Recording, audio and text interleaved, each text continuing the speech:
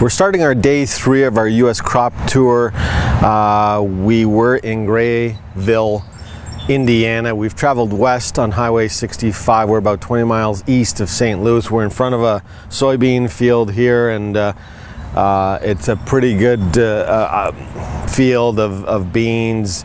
As we've traveled west, the crops didn't look as good as we saw yesterday in Indiana, but as we've traveled further east or further north, they seem to be getting better and better. We've even got tasseled corn here in Illinois.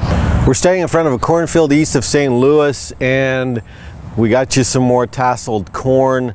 It's not quite as tall as some of that corn we saw in Indiana that was tasseled. And we got some corn cobs popping up and some silking as well. This corn's looking good. It's a sunny day in Illinois, but there is some cloud cover. Some of our farmer clients have said there were some major storms overnight, so we'll go check that out, see if there was any damage. But we're in front of another cornfield west of Springfield, Illinois, just off of Highway 72, and we're in a tunnel of some nice looking corn here. Almost every field in Illinois that we observed through our travels looks like it's tasseled and starting to pollinate. We're traveling south on Highway 67 in Illinois, and I just wanted to give you some quick facts. This is a soybean field. It's not the best of fields that we've seen on our tour, but Illinois is 74% rated good to excellent with the beans. They're rated 80% good to excellent for the corn. In 2013, the average yield on corn here was 178 versus 12 at 105. The bean average was 49 last year versus 12 at 43. So it's got some work here. I think with a little bit of heat, this soybean field, sorry, will do fine as long as that moisture and heat comes.